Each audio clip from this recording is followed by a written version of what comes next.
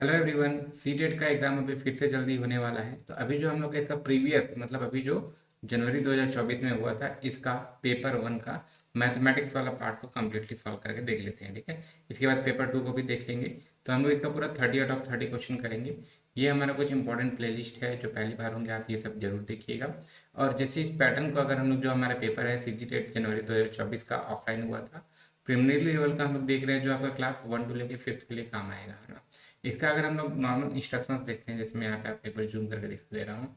ये ठीक है, कुछ कुछ चीज़ को ध्यान देखिएगा। पहली बात तो आपको टाइम को ध्यान देना है, 2.5 घंटा है और 150 प्रश्न है ना। उसके अलावा सबसे मेन बात, इसमें नेगेटिव मार्किंग नहीं होता है। जितना बन रहा है उतना को बनाएंगे, जो नहीं बन रहा है उसको कुछ ना कुछ तो टिक जरूर लगाएंगे। नेगेटिव मार्किंग नहीं होता है। और इसमें ये आपको दिखेगा बाल विकास, गणित, पर्यावरण अध्ययन, जो पेपर टू से एक्स्ट्रा देते हैं पर्यावरण अध्ययन। और भाषा को एक भाषा दो, इसका भी हम लोग गणित वाले को पूरा सॉल्व करेंगे। देखिए 31 से लेकर 60 तक मतलब पूरा 30 क्वेश्चन है। ठीक है, बाकी और जो भी डाउट रहेगा यहाँ पे ये पेज है, आपको पूरा दिख जाएगा। चलिए देखते हैं। इजी इजी क्वेश्चन है एकदम, कुछ पेडागोगी का है, कुछ मैथमेटिक्स सॉल्व करने वाला है। जो भी क्वेश्चन एक्सप्लेन के लायक लगेगा मतलब ज़्यादा, उसको करेंगे, और जो सॉल्व करने वाला है उसको सॉल्व करेंगे। ठीक है, see the number pattern given below, मतलब इसमें से आपको अगला पैटर्न क्या होगा, what will be next two term, अगले दो पद क्या होंगे। तो यहाँ पर हमको दिख रहा है ना, ये जैसे 1 8 27 64 है। ये किस फॉर्म में है, जैसे एक का क्यूब, ठीक है, एक का घन। दूसरा वाला क्या है, दो का घन। फिर क्या है, तीन का घन। फिर क्या है, चार का घन। अगला पाँच का घन। तो इस हिसाब से, सॉरी, घन।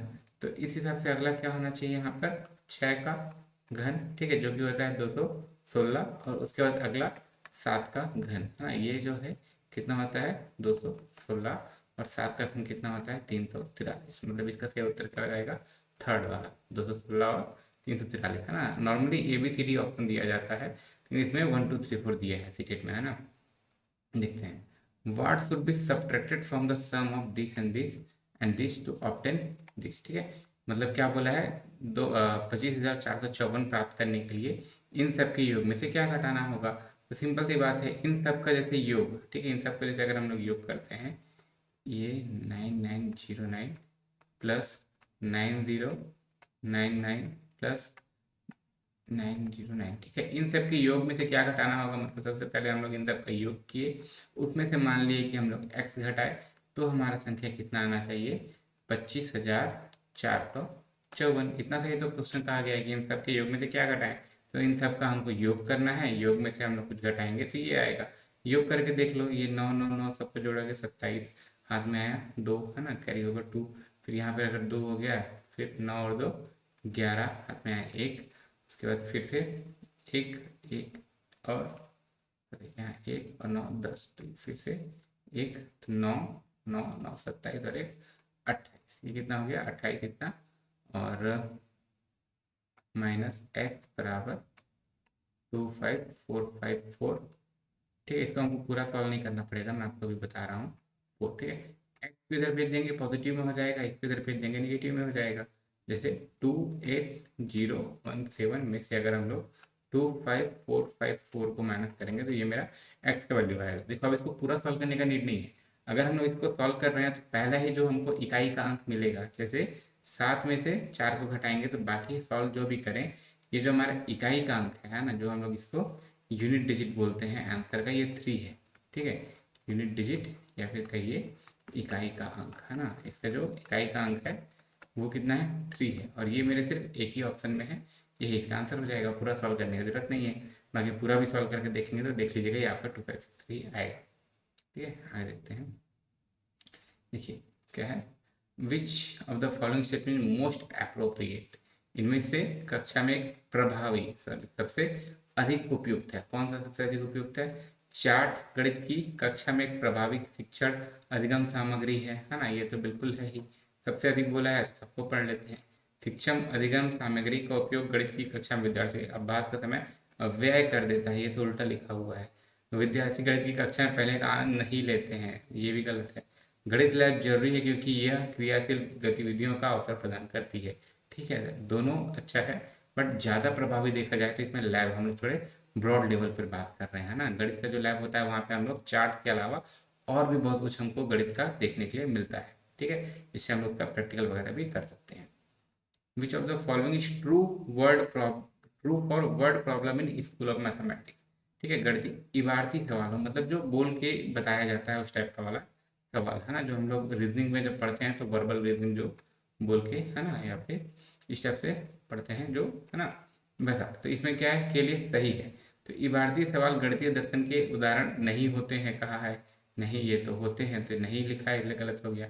इबारती सवाल केवल माध्यमिक कक्षाओं, है ना, केवल यहाँ कर दिया, केवल माध्यमिक कक्षाओं के लिए महत्वपूर्ण होते हैं क्या, नहीं, ये आपके प्राइमरी के लिए भी महत्वपूर्ण होते हैं। ठीक है, प्रारंभिक कक्षा के लिए। इबारती सवाल गणित में कार्यविधिक ज्ञान पर अधिक केंद्रित बल देते हैं, तो नहीं, ये हमको सब में मतलब अच्छे से समझने में भी अधिक बल देते हैं।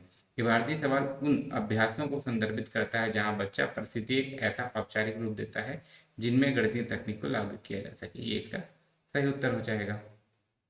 ठीक है, अकॉर्डिंग टू एनईपी, है ना, national education policy 2020, assessment for learners include, ठीक है, राष्ट्रीय शिक्षा नीति 2020 के अनुसार शिक्षार्थियों का आकलन क्या है, को शामिल करता है। इंपॉर्टेंट है, जब भी आप लोग सीडीपी पढ़ेंगे, है ना, चाइल्ड डेवलपमेंट एंड पेडागोगी, बाल विकास और शिक्षण शास्त्र, इस चीज़ के बारे में बहुत पढ़ेंगे। संज्ञानात्मक, है ना, मतलब हमारे दिमाग से रिलेटेड, है ना, सॉरी, हाँ, सॉरी, संज्ञानात्मक हमारे दिमाग से रिलेटेड, भावनात्मक, है ना, हमारा इमोशनल रिलेटेड, ठीक है, और गत्यात्मक मतलब हमारा जो फिजिकल है ना, हाथ पैर का मूवमेंट, ये सब। जैसे ये आप लोग ये डायग्राम बहुत बार देखे भी होंगे, कॉग्निटिव, इसको हम लोग ट्रिपल एच भी बोलते हैं। ये हमारे हेड, दिमाग, है ना, सिर से, और हार्ट, और ये हैंड, ठीक है, इसको ट्रिपल एच भी बोलते हैं। तीनों से रिलेटेड है जो एनएपी का जो मतलब आकलन है, इन तीनों का होना चाहिए, दिमाग में कितना आ रहा है, भावनाओं में कितना हो रहा है, और उससे हम लोग कितना चीज सीख पा रहे हैं, तीनों। ठीक है, national education policy 2020 talks about knowledge of India, which of the following not included in it. ठीक है, इसमें से कौन सा भारत का ज्ञान के बारे में बात करती है, निम्नलिखित में से क्या सम्मिलित नहीं है, पूछा है। ठीक है, विभिन्न विषयों जैसे गणित, खगोल, चिकित्सा, कृषि इत्यादि के हिस्से के रूप में आदिवासी ज्ञान अधिगम को स्वदेशी एवं पारंपरिक तरीके, है ना, ये तो बोलता है ना कि आपको लोकल लैंग्वेज में सीखना है, पारंपरिक तरीके से सीखना है, ये तो बोलता है, नहीं है बोला है। सांस्कृतिक आदान प्रदान कार्यक्रमों के हिस्से के रूप में विभिन्न राज्यों का दौरा, ये भी बोलता है। विद्यार्थियों में ज्ञान वृद्धि के आकलन के लिए औपचारिक परीक्षाएं, ठीक है, सिर्फ औपचारिक परीक्षाएं नहीं कहा गया, उसके अलावा अन्य भी, है ना, होलिस्टिक जो डेवलपमेंट हो रहा है, जो आपका सर्वांगीण विकास हो रहा है, सबको हमको चेक करना है। औपचारिक परीक्षा मतलब एकदम फॉर्मल, ठीक है, जैसे अभी तक होता है, सिर्फ वही परीक्षा होना चाहिए कि नहीं, तो उसके अलावा भी और होना चाहिए। अब यहाँ पे क्वेश्चन में नहीं बोला है, इसलिए जो नहीं है वही सही है। ठीक है, जिसका सही उत्तर क्या हो जाएगा, 3। अगला, according to national curriculum framework, इसी को जो एनसीएफ नाम से पढ़ते थे, NCF 2005, which of the following processes are least relevant, है ना, फिर से यहाँ पे लिस्ट बोला है, मतलब सबसे कम रूप से प्रासंगिक है। इसमें से सबसे कम हमको क्या करना है, तो इसको जैसे use of pattern visualisation, pattern बनना चाहिए, विजुलाइज मतलब करवाना है, मतलब देखो इसमें आप ऑप्शन को देख के समझ जाओगे। मेमोराइजिंग फार्मूला, सूत्रों को याद करना, तो क्या है, जो हमारा एनसीएफ है, ये याद करने पर कभी भी बल नहीं देता है ना, ये हमको समझने के लिए प्रेरित करता है। तो यहाँ पे हमको मेमोराइज नहीं करना है, उसको अंडरस्टैंड करना है, एनसीएफ 2005 के अकॉर्डिंग। तो इसमें क्या बोला है, सबसे कम कम बोला है, इसलिए इसका क्या है, सूत्रों को याद करना। Which of the following statement is are most appropriate for the idea of cognitive conflict in the teaching mathematics? शिक्षण गतिविधि को संज्ञानात्मक संघर्ष के लिए निम्नलिखित में से कौन सा ऐसे कथन सबसे उपयुक्त है ना, कौन सा संज्ञानात्मक के लिए, कौन सा संघर्ष के लिए सबसे उपयुक्त है। कॉन्फ्लिक्ट मतलब कभी कभी हमारे माइंड में आता है ना कि जैसे ये नहीं हो रहा है, ये होना चाहिए, ये नहीं होना रहा है, वो होना चाहिए, है ना, उसको हम लोग एक तरह से कॉन्फ्लिक्ट बोलते हैं। ठीक है, तो अब इसके लिए से हम लोग को क्या हो जा रहा है कि हिंदी में ही पढ़ लेते हैं। संज्ञानात्मक संघर्ष के प्रति बच्चों को सुगम्य बनाने के लिए शिक्षक को विचारपूर्ण प्रयासों से उनकी गणितीय समझ को बढ़ावा मिल सकता है, ये तो बिल्कुल सही है ना। अगर किसी को कुछ माइंड में कंफ्यूजन हो रहा है, आप उसको क्लियर करोगे तो वो उसको और अच्छे से समझेगा। यह बच्चों में गणितीय समझ को बढ़ावा देने के लिए प्रभावी नहीं है, नहीं है लिखा है मतलब गलत है ना, मतलब इस क्वेश्चन के अकॉर्डिंग संज्ञानात्मक संघर्ष से बचना चाहिए, क्योंकि इससे बच्चे भ्रमित हो जाते हैं, नहीं, उससे बचना नहीं है, उसको सॉल्व करवाना है। मतलब कौन सा वाला सही है, ए, इसमें कौन सा है, केवल ए, ये इसका सही उत्तर हो जाएगा। ठीक है, आगे सिंपल सा क्वेश्चन है, a number becomes double if it increase by 8, what is the number? एक संख्या में 8 जोड़ दिया जाए तो वह दोगुनी हो जाती है, वह संख्या क्या होगी? सिंपल सा है, 8 ही होगा। समझ में नहीं आ रहा है तो करके देख लो। मान लेंगे कि वो संख्या 8 है, अगर सॉरी मान लीजिए कि वो संख्या x है, उसमें हम लोग 8 को जोड़ रहे हैं तो वो संख्या खुद का दुगना हो जा रहा है, 2x। सिंपल सा है, x को इधर भेज दो तो ये क्या बच गया मेरा? x बराबर 8। इतना इजी सा क्वेश्चन, पता नहीं कैसे दिया हुआ था, प्राइमरी लेवल का है इसलिए, है ना।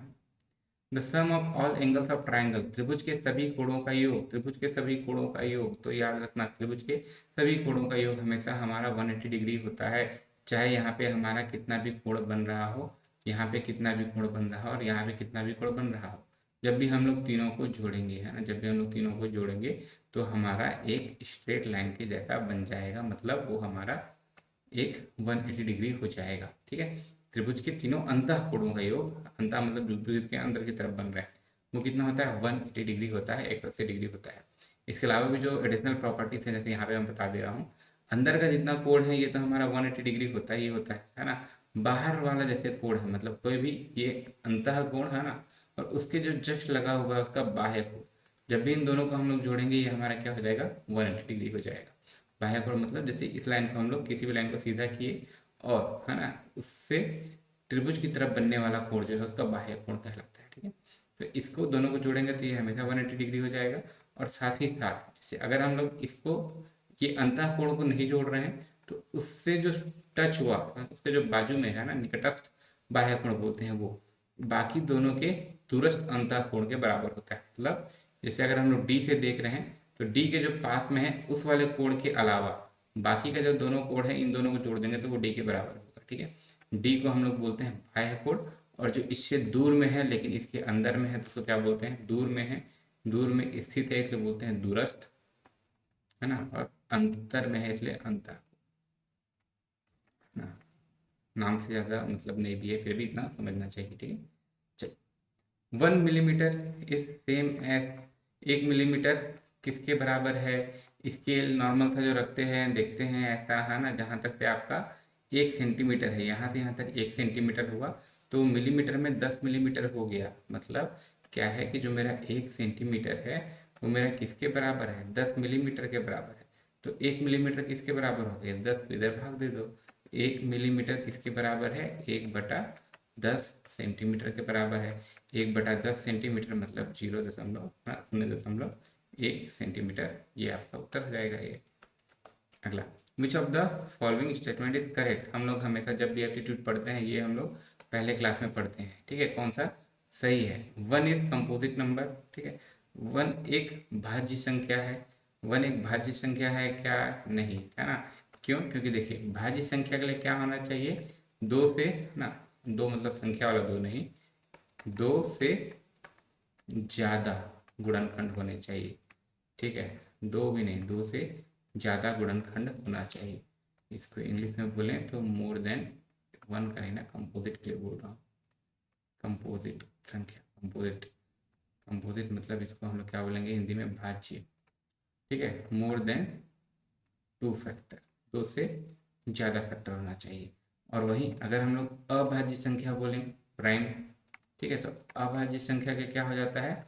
इसमें एग्जैक्टली 2 ही गुणनखंड होने चाहिए, 2 गुणनखंड। ठीक है, 2 गुणनखंड होना चाहिए। अब 2 क्या क्या है? एक तो वो खुद और वो एक। ठीक है, मतलब 2 फैक्टर्स, कौन कौन सा? 1 एंड इटसेल्फ। ठीक है, तो देखो एक कंपोजिट नंबर है क्या? नहीं है।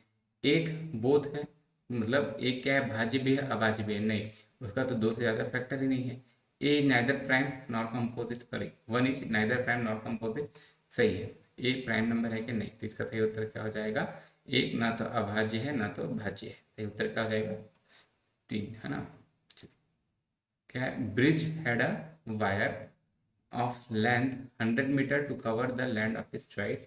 He wanted to take the biggest land. Which of the following measurements should he choose to take the biggest area? Bridge के पास अपनी पसंद की जमीन घेरने के लिए 100 मीटर का एक तार था। वह सबसे बड़ा जमीन का टुकड़ा लेना चाहता है, तो निम्नलिखित में से उसे किस माप का टुकड़ा लेना चाहिए ताकि जमीन का क्षेत्रफल अधिकतम हो, है ना। देखो जैसे कि अगर वो मान लो इस टाइप का क्षेत्रफल, इस टाइप का लैंड लेना चाह रहा है, एक उसका लंबाई यूनिट हो गया, एक उसका चौड़ाई यूनिट हो गया, तो जैसे इसका अगर हमको पेरीमीटर बोलते हैं, है ना, जैसे पेरीमीटर क्या होता है, अगर आप इसमें एक जगह से आप धागा लिए या क्या है रस्सी लिए, तो आप उसको रस्सी को ऐसे इसके चारों तरफ घुमाएं, और फिर जब आखिरी में यहाँ पर आ गया ना, तो अब इस रस्सी को सीधा करोगे तो जो लंबाई होगा वो क्या कहलाएगा, इसका पेरीमीटर, परिधि या परिमाप, है ना, इसको परिमाप बोल लेते हैं। ठीक है, परिधि हमेशा सर्कल में अधिकतर यूज करते हैं। ये कितना होता है, 2L/B, है ना, ये इतना के बराबर होता है। तो अब जैसे कि अगर हम लोग इसको देखते हैं तो ये क्या हो जा रहा है, ये मेरे किसके बराबर है, 100 के बराबर है। तो L+B बराबर क्या हो जाएगा, 50। मतलब दोनों को जोड़ के 50 होगा, तो मेरे को दिख रहा है अगर एक में लंबाई लेता हूँ एक चौड़ाई लेता हूँ, दोनों मिलके 50 के बराबर होना चाहिए। तो ये तो मेरे सभी ऑप्शन में है। और इसका एरिया, है ना, क्या बोला है, बिगेस्ट एरिया, इसका जो क्षेत्रफल है अधिकतम। तो क्षेत्रफल का सूत्र होता है हमारा L/B, लंबाई गुणित चौड़ाई। ठीक है, तो मेरे को अब देखना है कि दो ऐसा संख्या जिसको गुणा करने पे सबसे ज़्यादा आ रहा हो। ठीक है, तो इसमें से हम लोग इसको गुणा कर करके देख लेंगे कि सबसे ज़्यादा किस में आ रहा है। जैसे अगर हम लोग बोलते हैं 30 × 20, तो ये कितना हो गया, 600, है ना, 25 × 25, तो 25 का स्क्वायर कितना होता है, 625। फिर 5 × 45, ठीक है, तो 45 दूना 90, तो फिर चौके कितना हो जाएगा, 180, और उसमें फिर से हम लोग 45 जोड़ देते हैं, तो ये मेरा कितना हो जाएगा, 225। ठीक है, और फिर कितना हो गया, 15 × 35, ठीक है, 15×5 = 75, 60, फिर कितना हो गया, 15×3 = 45 और 7 52। ठीक है, तो इसमें से दिख रहा है कि जो हमारा सबसे ज़्यादा एरिया, सबसे ज़्यादा क्षेत्रफल किसका है, सेकंड वाले का, मतलब वो सेकंड नंबर का 25/25 का लेगा, जो कि एक स्क्वायर वर्ग वाला आपका फार्म होगा, वर्ग वाला एक लैंड होगा, है ना, वर्ग वाला जमीन का टुकड़ा होगा। वर्ग मतलब दोनों तरफ बराबर। ठीक है, इधर भी 25, इधर भी 25। ठीक है, इज ऑलवेज रेगुलर पॉलीगॉन, है ना, समबाहुभुज, समबाहुभुज जिसका सब भुजा समान। बहुभुज को अगर हम लोग देखें तो बहुत प्रकार का हो सकता है, लेकिन अगर इसमें समबाहुभुज बोला हो सदैव, देखिए वर्ग, वर्ग मतलब ये जिसका चारों भुजा बराबर होता है और ये आपका 90 डिग्री का होता है। ठीक है, इसका चारों भुजा तो बराबर है, ये तो हमेशा समबाहु त्रिभुज रहेगा। तो ये तो आपका पहला वाला वैसे ही सही हो गया। बाकी को भी चेक करना चाहें तो कर सकते हैं। पंचभुज जरूरी नहीं है कि बराबर हो, जैसे कि ये है ना, ये तो भले बराबर है, बट हम लोग पंचभुज अगर बराबर ना भी हो तो भी वो आपका पंचभुजी कहलाएगा। वृत्त, वृत्त तो आपका भुजा इसमें अलग से है ही नहीं। और समद्विबाहु, समद्विबाहु ही हम लोग उसको बोलते हैं जिसका दो भुजा बराबर हो, है ना, दो भुजा बराबर हो, ऐसा वाला त्रिभुज। जैसे आप लोग एक भुजा दो भुजा बराबर कर दिए, बाकी से आपको मतलब नहीं होगा कि ये आपका बराबर है कि नहीं है, ऐसा। ठीक है, सॉरी, ये दोनों मान लो बराबर है, उसके अलावा बाकी बराबर नहीं होगा तो भी। ठीक है, समद्विबाहु त्रिभुज, अच्छा त्रिभुज है, सॉरी, समद्विबाहु त्रिभुज, दो भुजा बराबर, तीसरा भुजा बराबर नहीं भी, ये बराबर है, ये बराबर है और ये बराबर नहीं है। ये क्या है, हमेशा बराबर कौन सा आपका, वर्ग। इसका उत्तर हो जाएगा वर्ग स्क्वायर, ये वाला। ठीक है,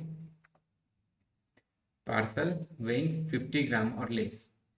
देखिए, the parcel sending rates are given below.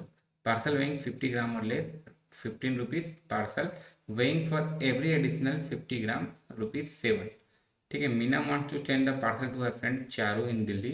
The parcel weighs 350 ग्राम। तो look at the charges and select the correct cost sending the parcel। ठीक है, देखिए हिंदी में भी पढ़ लेते हैं। पार्सल भेजने की दर नीचे दी गई है। पार्सल का भार कितना है आपका, 50 ग्राम या उससे कम रहेगा तो 15 रुपये लेगा, और प्रत्येक अतिरिक्त 50 ग्राम के लिए कितना लेगा, 7 रुपये लेगा। मीना अपनी सहेली चारू को पार्सल भेजना चाहती है जो दिल्ली में है। पार्सल का भार 350 ग्राम है। दरों को देखकर पार्सल भेजने की सही राशि का चुनाव कीजिए। ठीक है, कभी भी इस से पार्सल भेजोगे ना तो एक मिनिमम अमाउंट रहता है कि आप 50 ग्राम से कम भेजोगे तो 15 रुपये लेगा।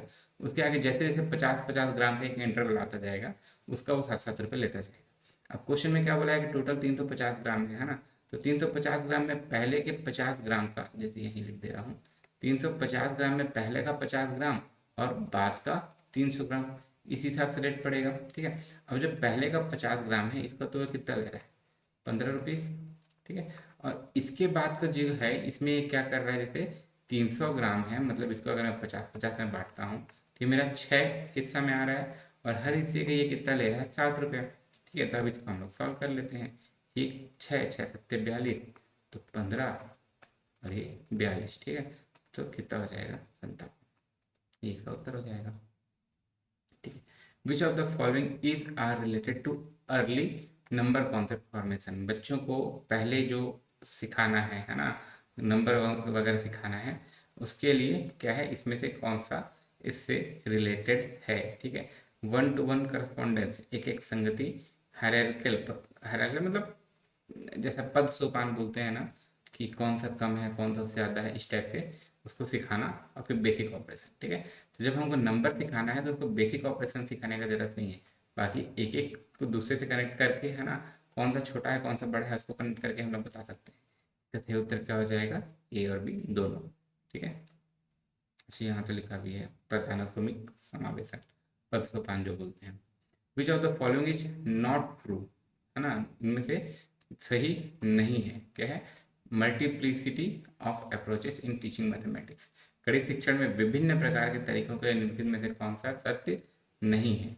तो it hampers the learning of child to lead confusion, ये बच्चों के अधिगम में बाधा डालता है, ये तो यहीं से पता चल गया कि सही नहीं, क्या है, बाधा सही नहीं है ना, सॉरी, ये बच्चों के अधिगम में बाधा डालता है क्योंकि यह भ्रम की अगुवाई करता है ना, ये तो सही नहीं है। देखो क्या है, following not true about multiplicity, है ना, ये सही नहीं है, बाधा तो नहीं डालता है। रघु इसको आप पढ़ते हैं, इस तरह के विकल्प प्रस्तुत करने से बच्चों को उस उपागम या अन्वेषण करने का अवसर मिलता है जो उसके लिए स्वाभाविक आसान हो, ये तो सही है, सत्य नहीं है बोला, ये सही बात है। यह स्कूली गणित को सही उत्तर होने की परंपरा को मुक्त करने के लिए महत्वपूर्ण है, ये भी सही है, ठीक है। ऐसा बहुत बार होता है कि समस्या का समाधान करने के कई तरीके हो सकते हैं, ये भी सही है ना, ये तीनों सही है, तो जो गलत बच रहा है वही आपका उत्तर हो जाएगा। इसका आंसर क्या हो जाएगा, 1। यमुना थ्रू अ डाइस, है ना, डाइस समझते हैं, लूडो का गोटी, है ना, पासा, उसको 10 बार फेंकी तो रिजल्ट आ रहा 5 3 6 6 1 4 3 3 2। विच of the following number got the maximum number of times, क्या कहा गया है, यमुना ने एक पासा 10 बार उछाला, उसे निम्नलिखित परिणाम प्राप्त हुए, तो इनमें से निम्नलिखित में से कौन सा अधिकतम बार प्राप्त हुआ। सिंपल सी बात है, गिनना है कि सबसे ज़्यादा बार कौन सा है, एक आपका एक बार है, फिर 2 आपका एक ही बार है, 3 आपका 3 बार है, 1 2 3, कौन कौन सा, 1 2 3, 4 एक बार है ना, उसके बाद 5 2 बार है, दिख गया यहीं से, तो 5 2 बार है, और ये 6 2 बार है। सबसे ज़्यादा बार क्या है, 3, तो इसका सही उत्तर क्या हो जाएगा, ऑप्शन ए, मतलब ऑप्शन नंबर 1, जिसमें है उत्तर आपका 3। आंसर को देते टाइम थोड़ा सा ध्यान में रखेंगे, है ना, ये ऑप्शन से दिया हुआ है 1 2 3 4, और उसके बाद जो दिया हुआ है वो उत्तर है, ठीक है। चलिए, student of class third solve 26 into 5s, इसको ये सॉल्व कर रहा है, देखो 5 छक्के 30 हो रहा है ना, तो पहले 30 लिख दे रहा है, फिर 5 दूनी 10 हो रहा है तो 10 लिख दे रहा है। हासिल वाला जो कैरी ओवर वाला कॉन्सेप्ट है उसके बारे में वो कुछ नहीं जान रहा है ना। तो revisiting which of the following will best remediate the misconception, एक कक्षा तीसरी का विद्यार्थी है, वो 26 गुणित 5 को इस प्रकार लिखता है, हाँ, मतलब एक एक को एक एक अंक से गुणा कर करके पूरा लिख रहा है। निम्नलिखित में से क्या दोहराना इस भ्रांति को सुधारने के लिए सबसे उपयुक्त होगा, ठीक है। कॉन्सेप्ट ऑफ रीग्रुपिंग, फिर से वो उसको ग्रुपिंग के लिए बताएं, मल्टीप्लिकेशन का टेबल याद दिलाएं, नहीं ये तो बिल्कुल नहीं।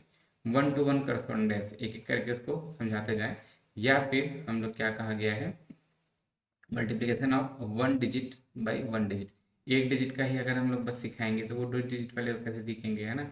तो इसमें हम लोग का क्या है, कॉन्सेप्ट ऑफ रीग्रुपिंग, ग्रुप का जब संख्या होगा तो उसको हम लोग गुणा करके कैसे दिखाएंगे। ये जब आप लोग एरर पढ़ोगे ना सीडीपी में, ठीक है, मतलब किसी भी मैथमेटिक्स का जब पेडागॉजी पढ़ोगे तो उसमें जो एरर वाला पढ़ोगे यूनिट, उसमें इस चीज़ को आप पढ़ोगे, ठीक है।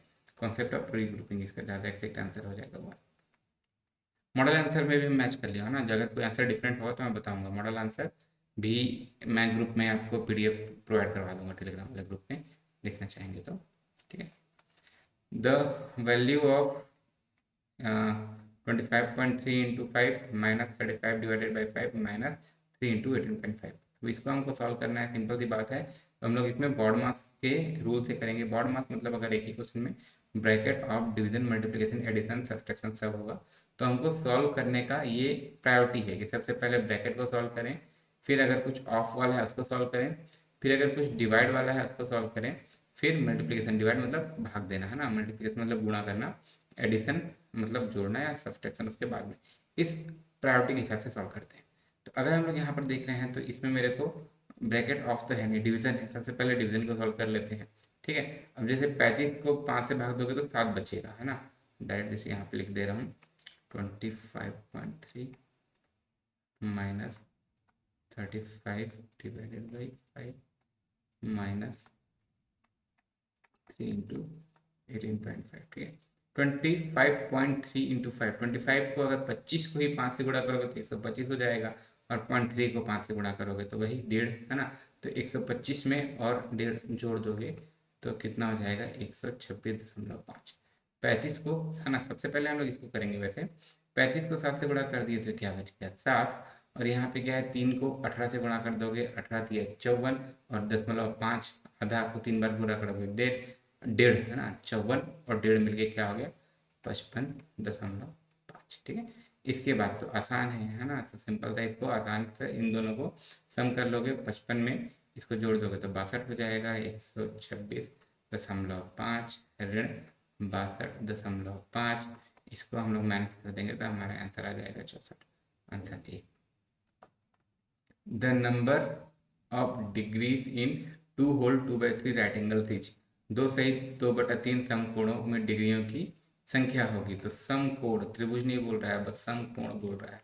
समकोण मतलब 90 अंश, और क्या बोला है 2 सही 2/3, 2 सही 2/3, इसको अगर हम लोग सॉल्व करें तो 2 तिया 6, 6 और 2 8, मतलब 8/3। ठीक है, ऑफ, है ना, ऑफ किसका, समकोण का, है ना, राइट एंगल ट्राइंगल का, सॉरी राइट एंगल का। तो राइट एंगल मतलब कितना 90 डिग्री, तो ये 8/3 गुणित 90, 3 से कटा, ये हो गया 30, 30 अट्ठे 240। ठीक है, ये आपका उत्तर हो जाएगा, कहीं होगा 240 ये। विच of the following is most appropriate introduce data handling, है ना, शब्दों का जो डाटा जो है उसको हैंडल करने के लिए, मतलब उसको किस तरीके से अरेंज करना है, किस तरीके से प्रयोग करना है एट प्राइमरी स्टेज, इसमें से कौन सा होगा। हिंदी में ही पढ़ लीजिए। प्राथमिक स्तर पर आंकड़ों का प्रबंधन के परिचय के निम्नलिखित में से क्या सबसे उपयुक्त है। कक्षा में विद्यार्थियों की लंबाई, उनका पसंदीदा खाना, रंग, कार्टून इत्यादि पर आंकड़े इकट्ठा करना और आंकड़ों पर आधारित प्रश्न पूछना, है ना। बच्चों को जब पढ़ाना है तो जो बच्चों के इंटरेस्ट से रिलेटेड है उसको ज़्यादा लेना है, उसके जो रुचि से रिलेटेड है उसको। ठीक है, ये तो सबसे उपयुक्त आंसर लग रहा है, बाकी को एक बार पढ़ देख लीजिए।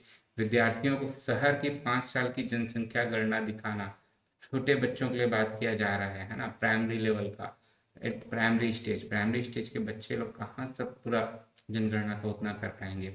विद्यार्थियों की जनसंख्या वृद्धि की तुलना करने को कहना, है ना, नहीं। श्याम पंड पर दंड आरेख चित्रांकित करना और उनमें से आंकड़ों को पढ़ने के लिए कहना, ये भी नहीं है। अभी पहले हम लोग उनको गिनती सिखाने के पहले प्रैक्टिकल चीज़ से जोड़ के उनको बताने का ज़्यादा प्रयास करेंगे। ठीक है, विद्यार्थियों को बस और ट्रेन के समय सारणी को पढ़ने के लिए कहना, ये तो और ज़्यादा टफ हो गया। सबसे आसान कौन सा है, उनकी लंबाई, पसंदीदा खाना, रंग, कार्टून आदि का इकट्ठा करना। तो क्वेश्चन नंबर 1। ठीक है, आगे। A frog jump 3 step and rabbit jump 7 step at the time starting from place O। मान लीजिए कोई जगह है, यहाँ से जो फ्रॉग है, यहाँ से जो फ्रॉग है ये कितना जंप कर रहा है, 1 2 3, है ना, 1 2 3। ठीक है, और जो अगला है क्या है, रैबिट। ठीक है, अगला जो है रैबिट मतलब खरगोश, ये कितना जंप कर जा रहा है, आपका बोला है 7 स्टेप। ठीक है, कितना 7, 1 2 3 4 5 6 7 ऐसा। ठीक है, तो they both will jumping together at which of the following step, मतलब वो अपने कौन से स्टेप में, देखो ये तीन तीन का स्टेप कर रहा है ना, मतलब ये एक बार में 3 स्टेप कर रहा है, तो ये जितना भी स्टेप करेगा वो तो 3 के गुणनखंड में ही होगा, जैसे 3 6 9 12 15, है ना, ऐसा करके 3 के पहाड़ा में ही जाएगा। ये 7 बार जंप कर रहा है, 7 बार कूद रहा है, तो ये 7 के पहाड़ा में ही जंप करेगा, जैसे 7 बार कूदा, फिर 14 बार कूदा। तो मेरे को चाहिए जो दोनों का एक साथ हो, दोनों का मल्टीपल हो, दोनों का कॉमन हो, और उसमें मैं जैसे सबसे छोटा वाला निकाल लेता हूँ, इसका एलसीएम। तो एलसीएम किसका किसका, 3 और 7 का। एलसीएम लघुत्तम समापवर्तक किसका, 3 का और 7 का। ये हो जाता है 21, है ना। तो 21वें बार में दोनों के साथ में कूद रहे होंगे, लेकिन ऑप्शन में तो ऐसा 21 नहीं है। तो हम लोग ऑप्शन में से देखेंगे 21 में कि कौन सा संख्या है जो 21 को भाग, सॉरी, जो 21 से भाग हो जा रहा है ना। तो इसमें जैसे कि आप लोग इसको एक एक को करके देख लो कि जैसे 371 है, मैं इसको अलग से करके यहाँ पे दिखा दे रहा हूँ, जैसे कि, है ना, दूसरे कलर से कर लेते हैं। जैसे 371 है, इसको हम लोग 21 से भाग दे के देखते हैं। 21 दूना 42 ज़्यादा हो जाएगा, 21 किए, ये क्या हो गया आपका 6, और इधर कितना बच गया 16, और ये ऐसा, है ना। तो अब यहाँ पर जैसे 21 को हम लोग कितने बार पहाड़ा पढ़ेंगे, 1 आएगा। अब यहाँ पर 1 है, सिंपल सी बात है, तो या तो एक बार में आता है या तो 11 बार में आता है। उससे कम के किसी पहाड़ा में तो ऐसा नहीं है कि 1 आएगा। जब मैं 2 से गुणा करूँगा, इकाई का अंक 2 हो जाएगा, 3 से गुणा करूंगा, इकाई का अंक 3 हो जाएगा। मतलब कोई से ऐसा संख्या नहीं होगा जिसमें इकाई का अंक यहाँ पर आपका 1 आए 11 के अलावा। और अगर 21 में मैं 11 का गुणा कर दूंगा तो ये मेरा कितना हो जाएगा, 231 हो जाएगा। ये तो उतना है नहीं, ये मेरा पहली बात टू, ये भाग नहीं जा रहा है। उसके बाद किसको, 378 को, इसको करके देख लीजिए, है ना। 378 को 21 से भाग दे के देखते हैं। 21 एक कम 21, ये कितना हो गया 6, ये 1, ठीक है। अब इसको हम लोग 8 बार में भाग दे के देखते हैं। 8 तो 8 एक कम 8, 2 8 16, ये मेरा कंप्लीटली भाग चला गया। मतलब 21 वाले में जो आपका एग्जैक्टली भाग जा रहा है वो कितना है, 378 बार। ये आपका उत्तर हो जाएगा। देख लीजिएगा ऑप्शन में है ना, ये इसी को चेक कर रहे हैं भाई, ऑप्शन गए, ये इसका सही उत्तर हो गया। चलिए, how many packets of 1 by 12 kg salt can be made from 7 whole 1 by 2 kg, है ना। तो देखिए 7 whole 1 by 2 को पहले तो लिख लेते हैं। 7 whole 1 by 2 मतलब 7 दूनी 14, 15/2 kg, ठीक है। अब एक पैकेट कितना का है, 1/12 kg का है। एक पैकेट है कितना, 1/12 kg का है।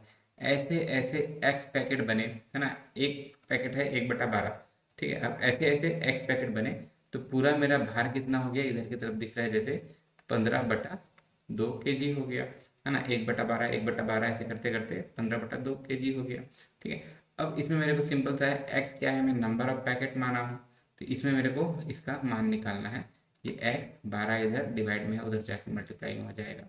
15/2 गुणे 12, फिर 2 छक 15 छक 90, ये इसका उत्तर हो जाएगा। ठीक है, समझ में आया। मतलब एक पैकेट है ना, एक पैकेट का आपको मान दिया हुआ है। जैसे आपको एक पैकेट में आपको बता दिया है कि कितना ग्राम है, और ऐसे ऐसे ऐसे ऐसे आप एक्स नंबर ऑफ पैकेट ले रहे हो तो टोटल कितना हो रहा है वो भी आपको बता दिया गया है, ठीक है। तो अब यहाँ पे मेरे पास एक ही अननोन है, एक ही आपके पास अज्ञान है, सॉरी एक अननोन है जो आपको पता नहीं है।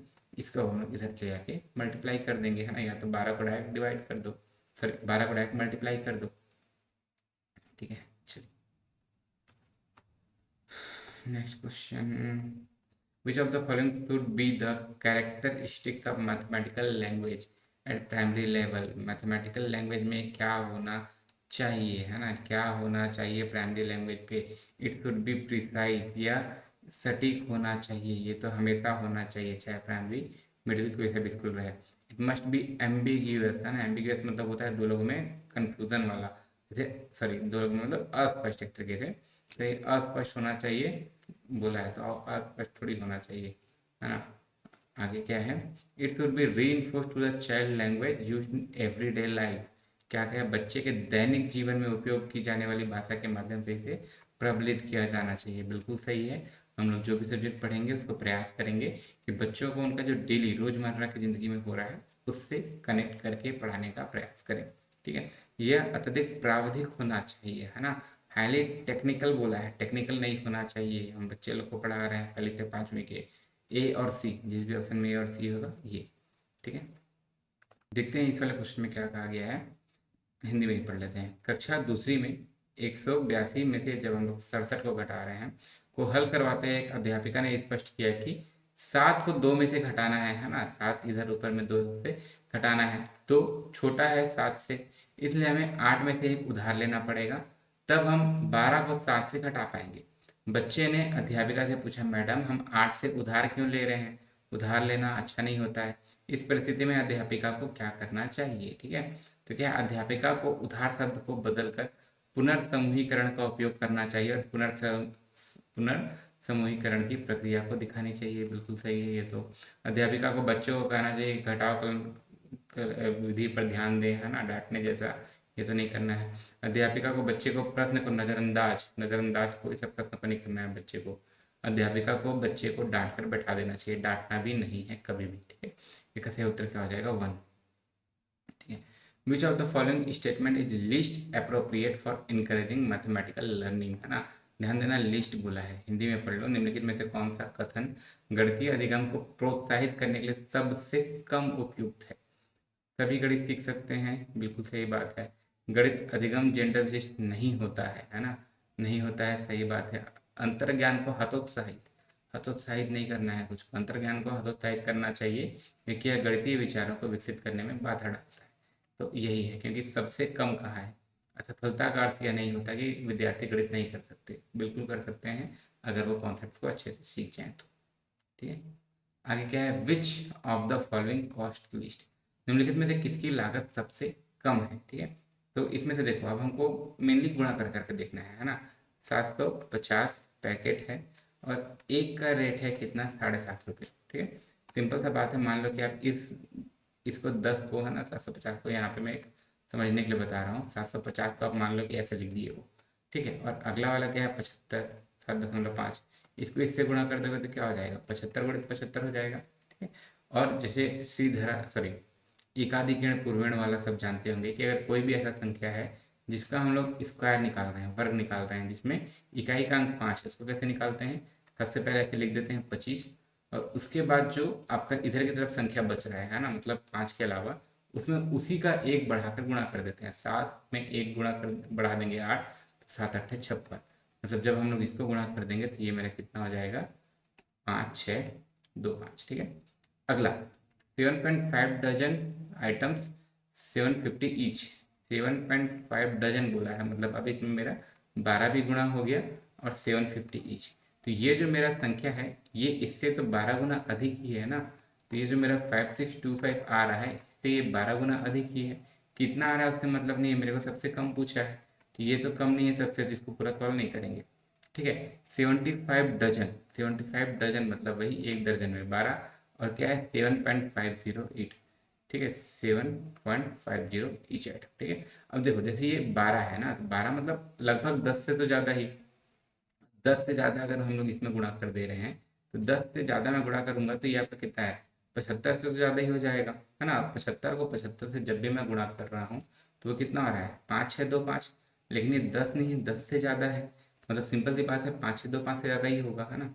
मतलब अगर ये मेरा इतना रहता तो मेरा कितना आता, 5 6 2 5 आता, लेकिन ये 10 से भी ज़्यादा है, यहाँ पे मेरा 2 है, मतलब ये इसमें कुछ एक्स्ट्रा ही आएगा, है ना, कुछ बढ़कर ही आएगा, और मतलब ये उससे ज़्यादा ही है, और ज़्यादा नहीं, मेरे को सबसे कम वाला पूछा गया है, ठीक है। अगला लास्ट वाला क्या है, 75 75 पैकेट 750 रुपये वाला, 75 में हम लोग 750 का गुणा कर देंगे तो कितना हो जाएगा, तो 75 में 75 गुणा कर रहे थे तो 5 6 2 5 हो रहा था, एक शून्य और है तो उसका 10 गुना हो जाएगा, ठीक है। सबसे कम पूछा गया है तो सबसे कम मेरा कौन सा वाला है, पहला वाला है, इसका उत्तर क्या हो जाएगा, सबसे पहला वाला, ठीक है। देखते हैं ये वाले क्वेश्चन में क्या कहा गया है। निम्नलिखित में से कौन सा मॉडल शुरुआती कक्षा के शिक्षार्थियों में इकाई दहाई सैकड़ों के संबंध के बारे में अवधारणात्मक समझ विकसित करने के लिए सबसे कम उपयुक्त है, ठीक है। क्या कहा गया है, conceptual understanding relationship of one strength क्या है, लिस्ट अप्रोप्रिएट, ठीक है। बच्चों को जब भी सिखाना है ना, आप उनको चीज़ों को जितना दिखा के उनके दैनिक जीवन से रिलेट करके सिखाओगे वो उतना ज़्यादा सीखते हैं, रादर देन कि सिर्फ थ्योरी थ्योरी पढ़ाएं। तो जैसे मुद्रा है ना, मुद्रा मनी, पैसे को हम लोग उनको दिखा के सिखा सकते हैं, 1 रुपया 10 रुपये का नोट, 100 रुपये का नोट, है ना, इस टाइप से करके उनको दिखा सकते हैं। दूसरा गिन तारा अबिकस, अबिकस में भी हम लोग उनको दिखा सकते हैं, अबिकस कैसे, जैसे एक बॉल किए मतलब वो एक हो गया, है ना, 2 बॉल किए मतलब 2 हो गया। लेकिन जब हम लोग स्थानीय मान चार्ट का मतलब हम लोग चार्ट के रूप में दिखाएं, एक तरीके से उनको डायरेक्ट याद करवा रहे हैं, तो ये थोड़ा कम उपयुक्त है। जैसे डीन्स ब्लॉक्स क्या होता है, जैसे इस टाइप का जो ब्लॉक होता है कि एक टुकड़ा मतलब एक है, एक लाइन मतलब 10 है ना, ये पूरा ऐसा है मतलब 100 है, ये आपका 1000 है, इस टाइप से बताते हैं, तो ये भी एक तरीके से क्या हमको पिक्टोरियल भी नहीं, एक तरीके से उनको विजुअल तरीके से उनको समझाने का प्रयास कर रहे हैं, तो ये भी एक अच्छा तरीका है। तो इनके क्या पूछा है, सबसे कम उपयुक्त, है ना, तो सबसे कम उपयुक्त कौन सा है, स्थानीय मान चार्ट वाला, ठीक है। ये next, which aspect of evaluation is used as teacher to ensure that the test made by her fulfill the objective and criteria of the test, ठीक है। जब शिक्षिका सुनिश्चित करती है कि उसके द्वारा बनाया गया टेस्ट के उद्देश्यों व कसौटी को पूरा करते हैं, तब मूल्यांकन के किस पक्ष का उपयोग किया गया है ना, ऐसे वाले को हम लोग बोलते हैं उसका वैलिडिटी, है ना। जो अगर आप कोई बच्चे को कोई चीज़ सिखाए हो तो वो एक बार में भी सही उत्तर बता रहा है, 10 बार में भी सही उत्तर बता रहा है ना, मतलब वो उसके लिए टेस्ट उसके लिए वैलिड है, ठीक है। वो आपका उसका वैलिडिटी कहलाएगा, ठीक है। चलिए, ये था हम लोग का पेपर 1।